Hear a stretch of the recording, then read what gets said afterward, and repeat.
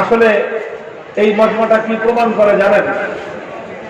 এখানে এত বড় আয়োজন আজকে ছিল না, এত মানুষ এখানে জমায়েত হওয়ার কথা না, কিন্তু এখানে মানুষ বিপুল পরিমাণ জমা হয়েছে।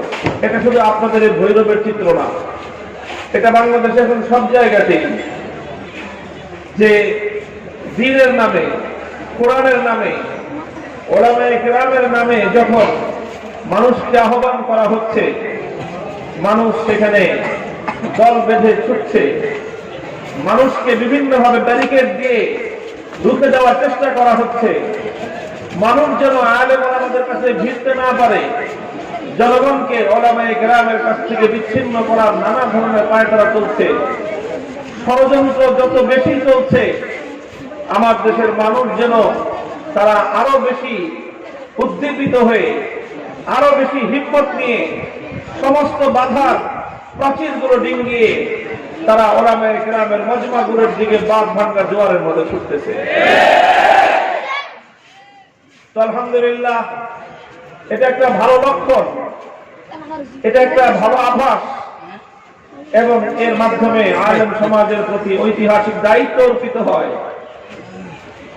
আলেম সমাজকে আমি লক্ষ্য করে বলছি, এই যে মানুষ আজকে রাজনৈতিক নেতাদের কথা শুনবার জন্য এভাবে ভেঙে পড়ে না, বড় বড় নেতা নেত্রীদের সঙ্গে দেখা করার জন্য মানুষ এতটা হুমড়ি খেয়ে পড়ে না, ওলামায়ে কেরামের সঙ্গে সাক্ষাতের জন্য, আলেমদের দুটি কথা শুনবার জন্য, এমনকি আলেমদেরকে এক নজর দেখার জন্য। এই যে মানুষের উদগ্র বাসনা, এই সম্ভাবনাকে যদি আমরা কাজে লাগাতে পারি, আমরা যদি সঠিকভাবে নেতৃত্ব যদি আমরা প্রদান করতে পারি, ইসলামের সপক্ষে সততা বিচ্ছিন্নতাকে যদি আমরা দূর করে ঐক্যের একটা বুনিয়াদ যদি আমরা কায়েম করতে পারি, তাহলে ইনশাআল্লাহ ব্যর্থহীন ভাবে কথা বলা যায়, আল্লাহর এই জমিন, এই আমাদের পবিত্র মাতৃভূমি, শাহজালাল, শাহ মাকদুম, খান জাহান আলী, হাজী শরীয়তুল্লাহদের স্মৃতিধন্য এই মাটি, ইনশাআল্লাহ এর চূড়ান্ত ঘাঁটি হবে ইসলামের ঘাঁটি।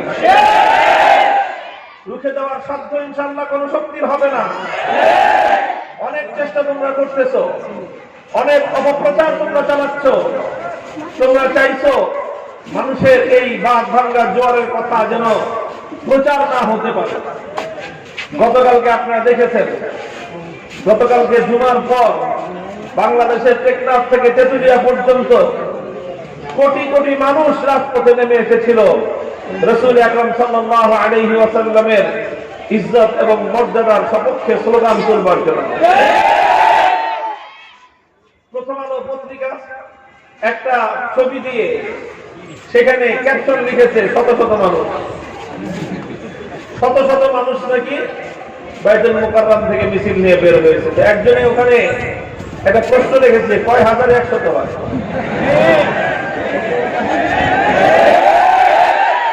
কয় হাজারে 100 হয়? যদি এইভাবে অনিশ্চয়ের যাত্রা জনতা, দৃষ্টির শেষ সীমা পর্যন্ত ক্ষুদ্র সফেদ কাফেলা, যতদূর পর্যন্ত দৃষ্টি যায়, নবী প্রেমিক আশিকে রাসূলদের এই বাঁধ ভাঙ্গা জোয়ার, এটাকে যদি তোমরা বলো শত শত, তাহলে স্বাভাবিকভাবে আমাদের প্রশ্ন করতে মনে চায় যে কয় হাজারে 100 হয়। ওটা ঠিক করলে তারপরে বলতে পারবো যে এখানে কয়শত মানুষ আছে। এ কথা আজকে প্রমাণ হয়ে গেছে। যারা মিডিয়া চালায়, যারা দেশের সুশীল সমাজ সেজে বসে আছে, আমরা তোমাদের কাছে একটা পয়গাম, একটা বাণী পৌঁছে দিতে চাই, তোমাদের দৌরাত্মের দিন শেষ হয়ে গেছে। জনগণকে তোমরা যাই বুঝাইবা তাই বুঝবে, সেই দিন ফুরিয়ে গেছে। জনগণ নিজেরাও নিজেদের চোখ দিয়ে দেখে, নিজেদের কান দিয়ে শুনে। আলহামদুলিল্লাহ, মানুষ এখন শুধুমাত্র পত্রিকার পরে নিউজ জানে না, মানুষ শুধুমাত্র এখন টেলিভিশনের চ্যানেল থেকে আর রেডিও শুনে মানুষ সংবাদ পড়ে না। মানুষ এখন নিজেরাই নিজেদের উদ্যোগে নিজেরাই জাতির সমস্ত সংবাদগুলো, বিশ্ব সংবাদের মাধ্যমগুলো থেকে সমস্ত সংবাদ তারা নিজেরাই সংগ্রহ করে নেয়। ওলামায়ে কেরাম কে কোথায় যাচ্ছেন, এক একজন আলেমের পিছনে এভাবেই লাখো জনতার ঢল ছুটতেছে। আর তোমরা উলামায়ে কেরামের কাছ থেকে বিচ্ছিন্ন করবার জন্য যত অপতৎপরতাই পরিচালনা করো না কেন, ইনশাআল্লাহ তোমাদের এই ষড়যন্ত্র ব্যর্থ হবে। ইনশাআল্লাহ দ্বীনের ঝান্ডায় সমুন্নত হবে এই জমিনে। মুহতারাম হাজিরিন, সময়টা চলছে বিশ্বব্যাপী। একটা পক্ষ চেষ্টা করছে আল্লাহ রাসূল সাল্লাল্লাহু আলাইহি ওয়াসাল্লামকে অসম্মান করতে, নবীজির ইজ্জতের উপর আঘাত করে তারা বিকৃত সুখ এবং বিকৃত স্বাদ অনুভব করার চেষ্টা করে। পৃথিবীতে এক শ্রেণীর মানুষ আছে যারা ভালো জিনিসের মধ্যে স্বাদ খুঁজে পায় না, যত অতি দুর্গন্ধময় বস্তুর মধ্যেই তারা তাদের স্বাদ খুঁজে পায়। দেখবেন ওই যে বাংলা মদ আছে না, বাংলা মদ যদি রাস্তায় কোথাও কখনো ফালানো হয়, তো আমার তো মনে হয় যে বাথরুম থেকেও এত পচা দুর্গন্ধ বের হয়। সারা রাত বৃষ্টি হওয়ার পরেও রাতের শুরুতে যেখানে মদ ফলানো হয়েছে, পরের দিন ফজরের সময় ওখানে হেঁটে যাওয়া যায় না দুর্গন্ধের থেকে। এত দুর্গন্ধ, পায়খানার চেয়েও বেশি দুর্গন্ধ। কিন্তু দুনিয়ার কিছু মানুষ আছে তাদের কাছে আতরের ঘ্রাণ ভালো লাগে না। দুনিয়ার কিছু মানুষ আছে তাদের কাছে উন্নত মানের খাবারের সুঘ্রাণ তাদের কাছে ভালো লাগে না। তারা তাদের সমস্ত স্বাদ খুঁজে পায় মদের মধ্যে। তো যারা এরকম নিজেদের বিকৃত রুচির কারণে তারা তাদের স্বাদ খুঁজে পায় এই ধরনের অতি দুর্গন্ধময় বস্তুগুলোর মধ্যে, তারাই আল্লাহ রাসূল সাল্লাল্লাহু আলাইহি ওয়াসাল্লামকে কটাক্ষ করে স্বাদ আর উল্লাস অনুভব করতে পারে। মুহতারাম হাজিরিন, কাজেই রাসূল আকরাম সাল্লাল্লাহু আলাইহি ওয়াসাল্লামের ইজ্জতের উপর আঘাত করে, আল্লাহর নবীর ব্যঙ্গ চিত্র অঙ্কন করে তারা রাসূল সাল্লাল্লাহু আলাইহি ওয়াসাল্লামের সম্মান এবং মর্যাদাকে খাটো করতে পারেনি, বরং তারা মৌচাকের চাকের মধ্যে ঢিল ছুঁড়ে প্রমাণ করে দিয়েছে একবিংশ শতাব্দীতেও 250 কোটি মুসলমান আল্লাহর নবীর ইজ্জতের জন্য জীবন দিতে প্রস্তুত আছে। মুহতারাম হাজিরিন, আল্লাহ রাসূল সাল্লাল্লাহু আলাইহি ওয়াসাল্লামের প্রতি মুহাব্বত, নবীজির প্রতি ইশক এবং ভালোবাসা, এটা ওই বস্তু যে একজন মুমিন যদি এই বস্তু হাসিল করতে পারে, নবীজির প্রতি যথার্থ মুহাব্বত, ভালোবাসা এবং ইশককে যদি নিজের অন্তরে স্থান দিতে পারে, তাহলে আল্লাহর নবীর মুহাব্বত, নবীর ইশক, নবীর ভালোবাসা, এটা একজন মুমিনের জন্য তার সব সমস্যার সমাধান করে দিতে পারে। আল্লাহ পাক রব্বুল আলামিন, কেউ আল্লাহকে স্মরণ করলে যতটা বেশি খুশি হন, আল্লাহর নবীর উপর দুরূদ করলে আল্লাহ পাক তার চেয়ে বেশি খুশি হন। আল্লাহ পাক রব্বুল আলামিনের নিকট তার রাসূল সাল্লাল্লাহু আলাইহি ওয়াসাল্লামের মুহাব্বত, নবীজির প্রতি ভালোবাসাটা এত বেশি প্রিয়। আমি আপনাদের সম্মুখে হাদিস পাঠ করেছি, বিশিষ্ট সাহাবী রাসূল হযরত উবাই ইবনে কাব রাদিয়াল্লাহু তাআলা আনহু নবীজিকে প্রশ্ন করলেন, ইয়া রাসূলুল্লাহ, আমি আপনার প্রতি অনেক দুরূদ পড়ি, তবু আমি আপনার কাছে জিজ্ঞাসা করতে চাই, জানতে চাই যে আমি আমার যত দোয়া, দুরূদ, জিকির, আজকার, তাসবিহ, তাহলিল আছে, এর মধ্যে আমি কি পরিমাণ দুরূদ পড়ব? আল্লাহর নবী বললেন, তোমার যতটুকু মনে চায় পড়ো। তিনি জিজ্ঞাসা করলেন, ইয়া রাসূলুল্লাহ, আমি কি আমার দোয়া, দুরূদ, তাসবিহ, তাহলিল, জিকির, আজকারের মধ্য থেকে 4 ভাগের 1 ভাগ দুরূদ পড়ি আর বাকি 3 ভাগ সুবহানাল্লাহ, আলহামদুলিল্লাহ, আল্লাহু আকবার, লা ইলাহা ইল্লাল্লাহ এগুলো পড়ি? নবীজি বললেন, পড়তে পারো, কিন্তু তুমি যদি দুরূদের মাত্রা আরো বৃদ্ধি করে দাও তোমার জন্য আরো ভালো হবে। সাহাবী এবার জিজ্ঞাসা করলেন, তাহলে এক কাজ করি, যদি অর্ধেক দুরূদ পড়ি আর অর্ধেক বাকিগুলো পড়ি? নবীজি বলেন, তাও করতে পারো, কিন্তু দুরূদ যদি আরো বাড়ায় দাও তুমি ঠকবা না, জিতবে। এবার তিনি বলেন, তাহলে হুজুর দরকার নেই অন্য কিছু করার, তাহলে আমি সারাদিন যতটুক যা পড়ার, যতটুক যা দোয়া করার, যতটুক যা ওয়াজিফা পাঠ করার, যতটুকু জিকির আজকার করার, শুধু দুরূদ শরীফই পড়বো, আর কিছুই করবো না। আল্লাহ রাসূল সাল্লাল্লাহু আলাইহি ওয়াসাল্লাম বললেন, তাহলেও তুমি ঠকবা না, তুমি আমার প্রতি দুরূদ পড়তে থাকবা, ইযান ইয়াকফি হাম্মাকা ওয়া ইয়াগফির লাকা যামবাকা, আমার প্রতি অধিক পরিমাণ দুরূদ পড়ার বরকতে তুমি যেটা তোমার প্রয়োজন সেটা না চাইতেও আল্লাহ পাক রব্বুল আলামিন তোমার প্রয়োজন পূরণ করে দিবেন। তুমি নিজের জন্য দোয়া করে যা পেতে আল্লাহর কাছ থেকে আমার উপর দুরূদ পড়লে আল্লাহ তোমাকে আরো বেশি ভালো দিবেন। তোমার দুনিয়ার সমস্ত পেরেশানি আল্লাহ পাক দূর করবেন, তোমার আখিরাতের সমস্ত গুনাহ আল্লাহ মাফ করে দিবেন। হে উম্মতে মুহাম্মাদিয়া, এই হলো রাসূল সাল্লাল্লাহু আলাইহি ওয়াসাল্লামের সঙ্গে সম্পর্ক গড়ার বরকত। যার হৃদয়ের মধ্যে আল্লাহর নবীর প্রতি যতটুকু মহব্বত, যে আল্লাহর নবীর প্রতি যত বেশি নবীজির জন্য নিজেকে উৎসর্গ করবে, আল্লাহ রাসূল সাল্লাল্লাহু আলাইহি ওয়াসাল্লামের জন্য যে যত বেশি নিজেকে পেশ করবে, দুনিয়া এবং আখিরাতে আল্লাহ পাক রব্বুল আলামিন নিজেকে তার জন্য তত বেশি পেশ করবে। যদি তুমি আল্লাহর রহম চাও, যদি তুমি আল্লাহর কাছ থেকে তোমার সমস্যার সমাধান চাও, তাহলে আসমান আর জমিনের মধ্যখানে আল্লাহর নবীর প্রতি মহব্বত এবং ভালোবাসা, নবীর প্রতি দুরূদের চেয়ে উত্তম কোন আমল আমার জানা নেই। তুমি আল্লাহর নবীর প্রতি যত বেশি দুরূদ পড়বা, আল্লাহ পাক রব্বুল আলামিন তোমার দুনিয়া থেকে তোমার পেরেশানি তত বেশি দূর করবেন। তুমি যদি তোমার গুনাহের মাগফিরাত চাও, ক্ষমা চাও, তাহলে আল্লাহর রাসূলের সঙ্গে মহব্বতের সম্পর্ক আর আল্লাহর নবীর প্রতি দুরূদ পাঠ করার চেয়ে উত্তম কোন আমল আমার জানা নেই। তুমি যদি আল্লাহর কাছে নিজের গুনাহের মাগফিরাত না চেয়ে তোমার নবীর উপর দুরূদ পাঠ করতে থাকো, এর বরকতে আল্লাহ তোমার জিন্দেগীর গুনাহগুলো মাফ করতে থাকবেন। মুহতারাম হাজিরিন, কাজেই রাসূল সাল্লাল্লাহু আলাইহি ওয়াসাল্লামের প্রতি মহব্বত, নবীজির প্রতি দুরূদ পাঠ করা, নবীর জন্য আল্লাহর কাছ থেকে রহমতের দোয়া করা, আল্লাহর নবীকে আল্লাহ পাক যেন আরো উচ্চ মর্যাদা দান করেন, এই জন্য আল্লাহ পাক রব্বুল আলামিনের কাছে দোয়া করাটা, এই দোয়ার মাধ্যমে নবীজিকে আল্লাহ পাক রব্বুল আলামিন অনেক উপকৃত করে দিবেন তা নয়, বরং যারা আল্লাহর নবীর জন্য আল্লাহর কাছে হাত তুলবে, আল্লাহ পাক তার ইজ্জত এবং সম্মান বুলন্দ করে দিবেন। আলহামদুলিল্লাহ, আল্লাহ তো তার নবীর শানে বলে দিয়েছেন, ওয়া রাফা'না লাকা যিকরাক, ওগো আমার হাবিব, আমি আপনার সম্মান বুলন্দ করে দিয়েছি, আমি আপনার নাম সম্মানিত করে দিয়েছি। ইন্না শানিআকা হুয়াল আবতার, কিয়ামত পর্যন্ত আপনার এই সম্মান, আপনার এই মর্যাদা ভুলুণ্ঠিত করবার এই ক্ষমতা দুনিয়ার কোন মানুষের নেই।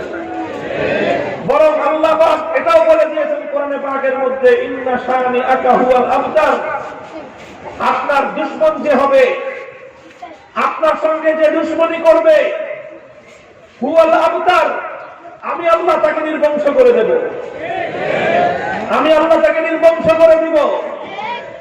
সূরাতুল কাউসারের এই আয়াত থেকে স্পষ্টভাবে বোঝা যায়, এটা শুধুমাত্র নবীর যুগের সঙ্গেই খাস নয়, এটা শুধু নবীর যুগের ব্যাপারে বলা হয়নি, বরং আয়াতের মধ্যে কোন নির্দিষ্ট সময়ের সীমা উল্লেখ করা হয়নি। কিয়ামত পর্যন্ত যারাই নবীর দুশমন হবে তারাই আবতার হবে, কিয়ামত পর্যন্ত যারাই নবীর দুশমন হবে তাদের লেজ কেটে যাবে, কিয়ামত পর্যন্ত যারাই নবীর দুশমনের কাতারে নিজেদেরকে লিপিবদ্ধ করবে, নিজেদের নাম, তারাই নির্বংশ হয়ে যাবে।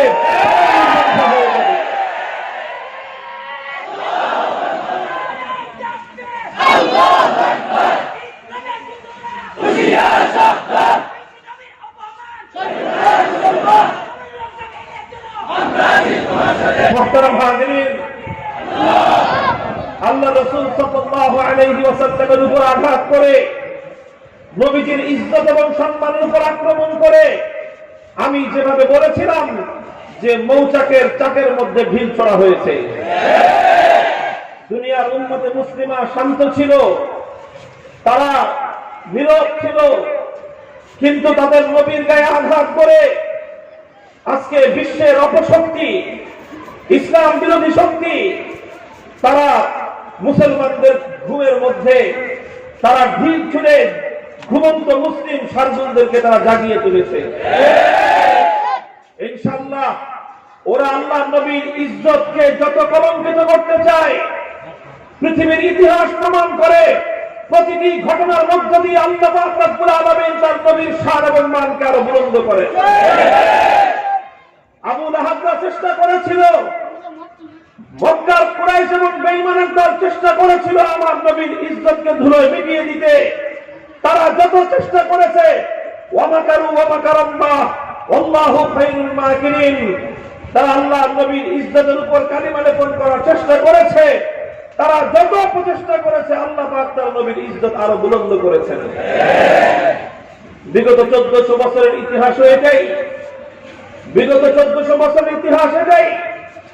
এক একজন ঈমানদার যারা ঈমানকে তাদের পক্ষে ধারণ করে, যারা নিজেরা নিজেদেরকে মুমিন বলে পরিচয় দেয়, যারা লা ইলাহা ইল্লাল্লাহ মুহাম্মাদুর রাসূলুল্লাহ সাল্লাল্লাহু আলাইহি ওয়াসাল্লামের কালিমা পাঠ করে, তারা তাদের হৃদয়ে আল্লাহর রাসূল সাল্লাল্লাহু আলাইহি ওয়াসাল্লামের ওই মহব্বত এবং ইশক তাদের হৃদয়ের মধ্যে তারা লালন করে। আর আমাদেরও সেই সময় এসেছে, নবীজির প্রতি যে যত বেশি ফিদা হতে পারবো, আল্লাহর নবীর ইজ্জতের জন্য যে নিজেকে যত বেশি কোরবান করতে পারবো, আল্লাহর নবীর ইজ্জতের কথা যে যত বুলন্দ আওয়াজে বলতে পারবো, বাতিলের সামনে নিজেকে আল্লাহর নবীর খাদেম হিসেবে, নবীর আশিক হিসেবে, নবীর জন্য উৎসর্গিত প্রাণ হিসেবে যে যতটা বেশি নিজেকে উপস্থাপন করতে পারবো, ইনশাআল্লাহ এটাই হবে আল্লাহর নিকট একজন মানুষের মর্যাদার মানদণ্ড। যে আল্লাহর নবীর জন্য যত বেশি করবে, ইনশাআল্লাহ শুধু আল্লাহর নবীর ইজ্জত নয়, বরং যারা আল্লাহর নবীর জন্য উৎসর্গিত হবে পৃথিবীতে, তারা হবে সবচেয়ে বড় সম্মানিত মানুষ। হযরতে যায়েদ ইবনে দাসিনা রাদিয়াল্লাহু তাআলা আনহুর ছোট্ট ইতিহাস আলোচনা করে আমার আর তোমার করণীয় সম্পর্কে কথা শেষ করব। হযরতে যায়েদ ইবনে দাসিনা আল্লাহর পয়গম্বরের একজন সাহাবী। ঘটনাচক্রে তিনি বন্দী হয়ে গেলেন বেঈমানদের হাতে। কাফেররা ওনাকে বন্দী করে নিয়ে গেল, বন্দী করে নিয়ে মক্কার কুরাইশদের কাছে বিক্রি করে দিল। কুরাইশের দুরাচারীরা হযরত যায়েদকে চড়া মূল্য দিয়ে খরিদ করে নিল, কারণ হযরত যায়েদ বদরের জিহাদের মধ্যে মক্কার কুরাইশদের বড় বড় কিছু মানুষকে হত্যা করেছিলেন। তো তারা সেই হত্যার বদলা নেওয়ার জন্য বন্দী যায়েদ ইবনে দাসিনাকে টাকা দিয়ে খরিদ করে নিয়ে গেল। এরপর যখন তাকে হত্যা করবার জন্য শুলিতে চড়ালো, শুলিতে চড়িয়ে হযরত যায়েদকে তারা প্রশ্ন করলো, বলল যে যায়েদ, কিছুক্ষণ পর তোমার মৃত্যুদণ্ড কার্যকর হবে, তোমার বুকের মধ্যে খঞ্জর বিদ্ধ করে তোমাকে হত্যা করা হবে, অল্প কয়েকটা মুহূর্ত আছে আর তোমার জীবনের অন্তিম সময়ে। তোমার এই পরিস্থিতি থেকে তোমাকে একটা জিনিস পরিত্রাণ দিতে পারে আর নাজাত দিতে পারে, মুক্তি দিতে পারে। কি জিনিস? তুমি শুধুমাত্র একবার একটা কথা বলবা, তোমাকে শুধু একটা কথা বলতে হবে, কিছু করতে হবে না, শুধু মুখে একটা কথা স্বীকার করতে হবে। কি স্বীকার করতে হবে? তোমাকে মুখে কথাটুকু বলতে হবে যে আজকে তুমি যেই পরিণামের শিকার হয়েছো, তোমাকে হাত বেঁধে তোমায় গলায় ছুরি দিয়ে আমরা হত্যা করব। তোমার এই জায়গায় তুমি না থেকে তোমার নবী মুহাম্মদ যদি থাকতো সাল্লাল্লাহু আলাইহি ওয়াসাল্লাম, আর তুমি তার বিনিময়ে পরিত্রাণ পেয়ে যেতে, তোমার জায়গায় নবী মুহাম্মদকে ছুরিতে চড়িয়ে হত্যা করা হতো, এই বিষয়টার উপর তোমার কোনো আপত্তি থাকতো না, তুমি এতে সম্মত হতা। এই কাজ করতে হবে না, তোমার জায়গায় তোমার নবীকে এনে ছুরিতে চড়ানো লাগবে না, শুধু মুখে কথা বলতে হবে যে বলো এটাতে তুমি সম্মত থাকতে কিনা। যদি তুমি বলো যে হ্যাঁ সম্মত থাকতাম, তাহলে আমরা তোমাকে মুক্ত করে দিব। মুহতারাম হাজিরিন, আল্লাহ নবীকে নিজের জায়গায় এনে ফাঁসি কাস্টে ঝুলাতে হবে না, নবীজিকে কোনো কষ্ট দিতে হবে না, শুধু মৌখিক ভাবে বলতে হবে যে আমার জায়গায় আমার নবীকে যদি আজকে তোমরা কষ্ট দিতে, তাহলে এতে আমার কোনো আপত্তি থাকতো না। এই কথাটুকু মুখে মুখে বলতে হবে। আল্লাহর পয়গম্বরের সাহাবীকে যখন এমন চ্যালেঞ্জ দেওয়া হলো যে এটা বলতে পারলেই তোমাকে মুক্ত করে দিব, হযরত যায়েদ ইবনে দাসিনা রাদিয়াল্লাহু আনহু কাফেরদেরকে লক্ষ্য করে বলেছিলেন, হে বেঈমানের দল, তোমরা প্রশ্ন করছো যে আমার জীবনের বিনিময়ে আল্লাহর নবীর জীবন যাবে, আর নবীর জীবনের বিনিময়ে আমি রক্ষা পাবো, এটাতে আমি সন্তুষ্ট কিনা? আল্লাহর কসম খেয়ে বলি, নবীর জীবনের বিনিময়ে আমার জীবন রক্ষা করা তো দূরের কথা, যদি আমার জীবনের বিনিময়ে প্রশ্ন করো যে আল্লাহর নবীর পায়ের নিচে একটা কাঁটা বিদ্ধ হবে, আমার জীবন তার বিনিময়ে রক্ষা পাবে, আল্লাহর কসম খেয়ে বলি আমি আমার নবীর পায়ের তলায় কাঁটা বিদ্ধ হওয়াকে আমার জীবনের বিনিময়ে আমি সন্তুষ্ট হতে পারি না। মুহতারাম হাজিরিন, হাসি মুখে মৃত্যুকে বরণ করেছেন, শাহাদাতের মওতকে আলিঙ্গন করেছেন, জীবন কোরবান করে দিয়েছেন, নিজের শরীরের রক্ত প্রবাহিত করেছেন। আল্লাহ নবীর উপর কোনো আঘাত তো দূরের কথা, নবীর ইজ্জতের উপর সামান্য এতটুকু কথা পয়গম্বরের সাহাবায়ে কেরাম বরদাস্ত করে নেন নাই। মুহতারাম হাজিরিন, ইতিহাস লম্বা। সাহাবায়ে কেরাম কিভাবে আল্লাহর নবীর জন্য জীবনকে উৎসর্গিত করেছিলেন, আর এজন্য দুনিয়ার বড় বড় বেঈমানের দল তারা একথা নিঃসংক চিত্তে নির্দ্বিধায় তারা একথা বলতে বাধ্য হয়েছিল, পৃথিবীতে অনেক রাজা বাদশা আছে, আর সেই সমস্ত রাজা বাদশাদের দরবারিরা আছে, পৃথিবীতে অনেক নেতা আছে, সেই নেতার অনেক কর্মী আছে, পৃথিবীতে অনেক বড় মানুষ আছে, তাদের অনেক অনুসারী আছে, কিন্তু আল্লাহর কসম পৃথিবীর পূর্ব থেকে পশ্চিম, উত্তর থেকে দক্ষিণ প্রান্ত পর্যন্ত, আদম আলাইহিস সালাম থেকে নিয়ে কিয়ামতের পূর্ব মুহূর্ত পর্যন্ত পয়গম্বর মুহাম্মদ আরবি সাল্লাল্লাহু আলাইহি ওয়াসাল্লামের অনুসারীরা তার জন্য যেভাবে নিজেদের জীবনকে উৎসর্গ করার জন্য প্রস্তুত ছিল, পৃথিবীতে দ্বিতীয় আর কারো নজির এবং পৃথিবীর ইতিহাস দেখাতে পারবে না। আমরা আজকে শুধুমাত্র একটা পয়গাম পৌঁছে দিতে চাই, দুনিয়ার সমস্ত কাফের মুশরিকদেরকে তোমরা বাক স্বাধীনতার দোহাই দিয়ে আমার নবীর ইজ্জতের উপর আঘাত করবে, তোমরা মত প্রকাশের স্বাধীনতার নামে আমার নবীর ব্যঙ্গচিত্র তোমরা অঙ্কন করবে, তোমরা তোমাদের মনের বিকৃত স্বাদ পূরণ করবার জন্য আল্লাহ নবীর ইজ্জতের উপর আঘাত করে আমাদের কলিজার উপর ছুরিকাঘাত করবে। আমরা বলতে চাই, পরে 200 কোটি মুসলমানদের গলা কেটে দাও, এতেও আমরা এতটা ক্ষুব্ধ হব না আমার নবীর ইজ্জতের উপর আঘাত করলে আমরা যতটা প্রতিবাদী হয়েছি।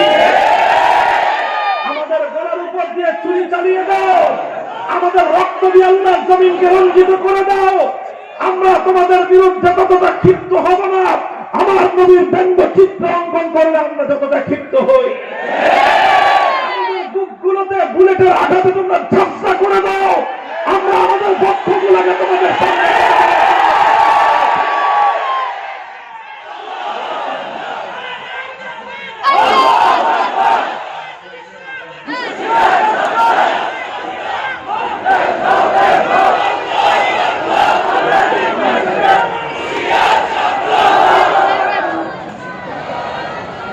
মুহতারাম হাজিরিন, কথা একটাই পরিষ্কার, কথা স্পষ্ট কথা,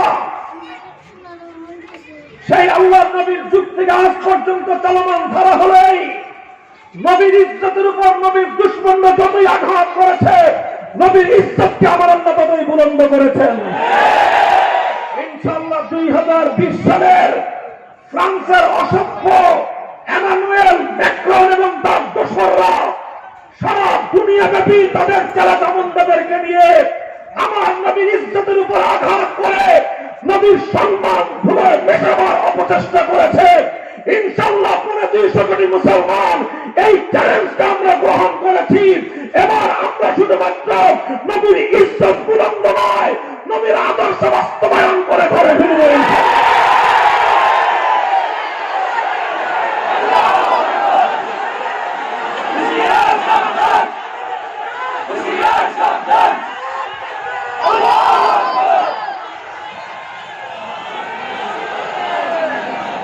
একটা শপথ দিতে হবে, আমরা তোমাদেরকে বারবার বলছি, শতবার বলছি, হাজারবার বলছি, কান চুলকায়, যদি কারো কান চুলকায় কটন বাটা চড়ে চুলকাও, কটন বাট দিয়ে না হলে শলাকা আছে গাছের মধ্যে, গাছের থেকে শলাকা ছিঁড়ে ছিঁড়ে কান চুলকাও। বাঘের লেজ দিয়ে কান চুলকাবার চেষ্টা করো। আল্লাহর নবীর ইজ্জতের উপর আঘাত করা মানে ঘুমন্ত সিংহ শাবদুলদের তাদেরকে জাগ্রত করে দেওয়া।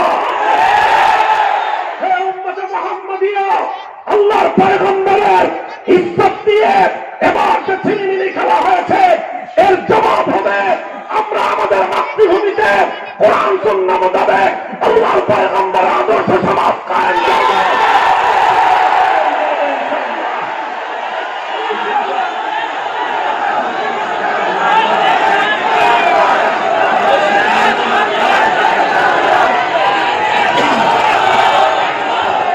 বাংলাদেশের সকল মত পথ এবং সব ধরনের মানুষের প্রতি আমাদের স্পষ্ট পয়গাম, তোমরা নবীকে কটাক্ষ করে নবীর সম্মান খাটো করতে চাও। আমরা আবারও বলছি, যতবার তোমরা নবীকে আঘাত করবা, নবীর ইজ্জতের হেফাজতের জন্য উম্মত আরো বেশি পাগল করা হয়ে উঠবে। এবার 2013 সালে একবার আমার নবীর ইজ্জতের উপর আমার এই জমিন থেকে আঘাত করার চেষ্টা করা হয়েছিল। আলহামদুলিল্লাহ, নবী প্রেমিক আশিকের রাসূলেরা তারা বুকের রক্ত দিয়ে নজরানা পেশ করেছিল, প্রমাণ করে দিয়েছিল উম্মতে মুহাম্মাদিয়ার এক একজন আশিকের কাছে আল্লাহ নবীর ইজ্জতের দাম নিজের জীবনের চেয়ে লক্ষ কোটি গুণ বেশি। আবার 2020 সাল শুধুমাত্র ফ্রান্সের এমানুয়েল ম্যাক্রন নয়, বরং সেই ম্যাক্রনদের সুরে সুর মিলায় আমার দেশেও কিছু কুলাঙ্গার রয়েছে। তারা নবীর ইজ্জত রক্ষার এই সমস্ত ইমানদারদের এই জাগরণকে ভালো চোখে দেখে না। নবীর ইজ্জতের হেফাজতের জন্য এরা যখন ময়দানে অবতীর্ণ হয়, তখন সেই আন্দোলনকে, সেই সংগ্রামকে, নবী প্রেমিক জনতার এই জাগরণকে তারা নানাভাবে কটাক্ষ করার চেষ্টা করে। বার্তা পৌঁছে দিতে চাই ইনশাআল্লাহ তোমাদের কাছে ইলেকট্রনিক মিডিয়া থাকতে পারে, প্রিন্ট মিডিয়া থাকতে পারে। নবীর উম্মতেরা তারা আল্লাহ পাক রব্বুল আলামিন প্রদত্ত ন্যাচারাল মিডিয়া ব্যবহার করে, এদেশের 3.5 লক্ষ মসজিদের মিম্বরকে ব্যবহার করে, এদেশের লক্ষ লক্ষ মাহফিলের মঞ্চগুলো থেকে আল্লাহ নবীর ইজ্জতের জয়গান গাইবে। নবীর সমাজ কায়েম করবার জন্য তারা দীপ্ত শপথ উচ্চারণ করবে। উম্মতে মুহাম্মাদিয়ার সকলকে আহ্বান জানাই, ভেদাভেদ ভুলে যাও, সমস্ত মত পার্থক্যের ঊর্ধ্বে উঠো। যারা নবীজিকে মহব্বত করো, নবীজিকে যারা ভালোবাসো, আসো হাতে হাত রাখি, ক্ষুদ্র মত পার্থক্যের ঊর্ধ্বে উঠে নবীর ইজ্জতের উপর আক্রমণের বদলা নেব আমরা আল্লাহ নবীর সোনালী সমাজ কায়েম করার মধ্য দিয়ে। ইনশাআল্লাহ আগামী দিনে বাংলাদেশের ক্ষমতার মসনদে এমন শাসক বসবে, এমন শাসক বসাতে হবে, সারা দুনিয়ার যে কোনো প্রান্ত থেকে কোন কুলাঙ্গার নবীর ইজ্জতের উপর আঘাত করলে বাংলার ক্ষমতার মসনদে যিনি আসীন থাকবেন, তিনি রজব তাইয়েবের দোকানের মতো হুঙ্কার করে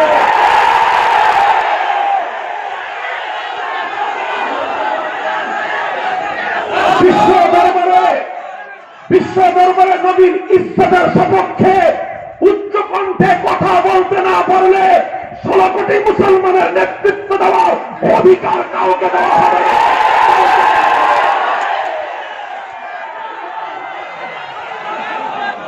প্রস্তুত থাকবেন তো ইনশাআল্লাহ? ইনশাআল্লাহ সুম্মা ইনশাআল্লাহ। আল্লাহর নবীর ইজ্জতের উপর আঘাত করে, কোরআনের সম্মান এবং মর্যাদাকে ভুলণ্ঠিত করবার চেষ্টা করে, নবীর আনিত চির উন্নত এই দিন, ইসলামের মর্যাদাকে, ইসলামের গৌরবকে যারা ধূলিসাৎ করে দিতে চায়, আমরা তাদেরকে বারবার বলছি, এগুলা বোকার স্বর্গে বসবাস করছো তোমরা।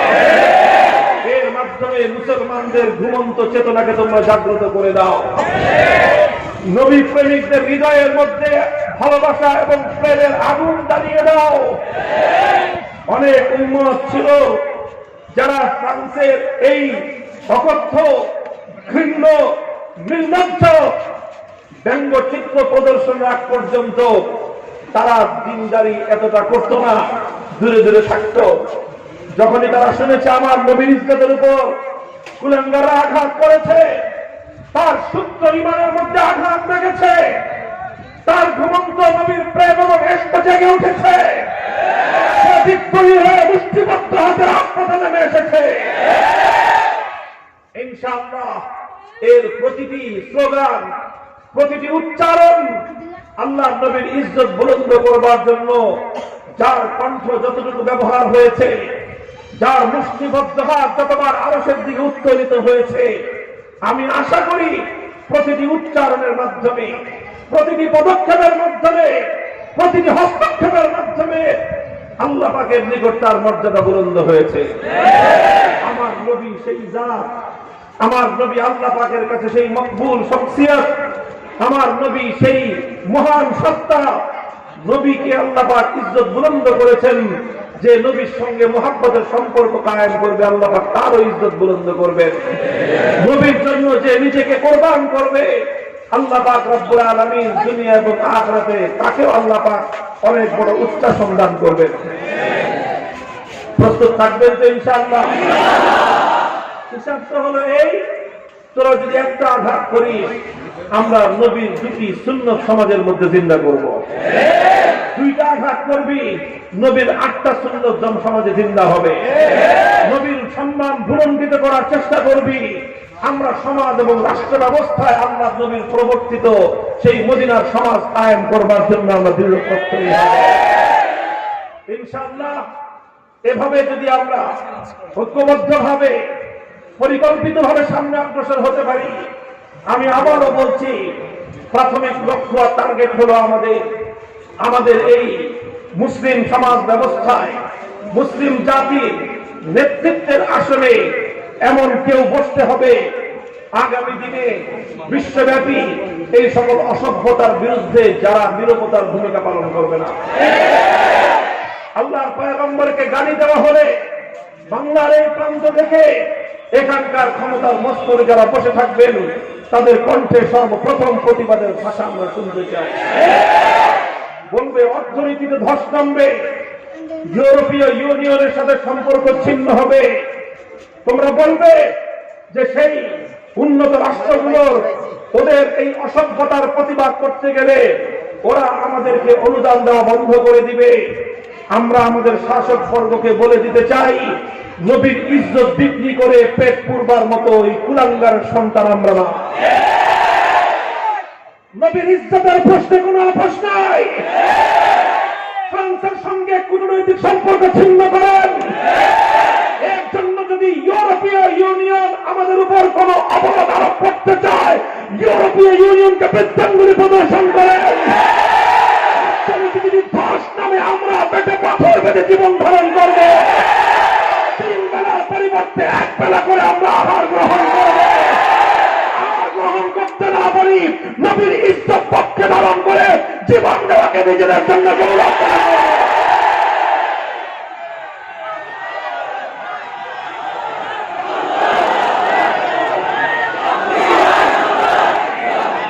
আল্লাহ পাক রব্বুল আলামিন আপনাদের এই আগ্রহ প্রেরণাকে কবুল করেন।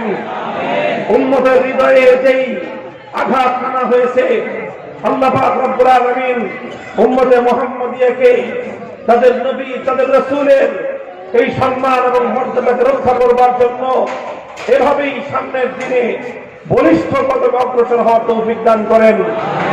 আরব আজম পৃথিবীর ইউরোপিয়ান ওয়ার্ল্ড সহ সারা দুনিয়ার মুসলিম উম্মাহ আজকে এক প্রশ্ন ঐক্যবদ্ধ। ইনশাআল্লাহ সামনের দিনগুলোতে এই বিষয়কে কেন্দ্র করে উম্মতের মধ্যে ঐক্য সংহতি আরো মজবুত এবং দৃঢ় হবে ইনশাআল্লাহ। আমার এই দেশেও ইনশাআল্লাহ নবী প্রেমিক আশিক রাসূলরা এই ঘটনা নবীর উপর আক্রমণের প্রতি উত্তর তারা দিবে নবীজির সমাজ কায়েম করার মধ্য দিয়ে। আল্লাহ পাক রব্বুল আলামিন সেই সোনালী দিন দেখবার তৌফিক আমাদেরকে দান করেন। আল্লাহর দিন জিন্দা করার জন্য, নবীর আদর্শ বাস্তবায়ন করার জন্য আল্লাহ পাক এই পুরা ভরপুর এই মজমাকে আল্লাহ পাক কবুল করেন। ওয়া আখিরু দাওয়ানা আলহামদুলিল্লাহি রাব্বিল আলামিন। সুবহানাল্লাহ।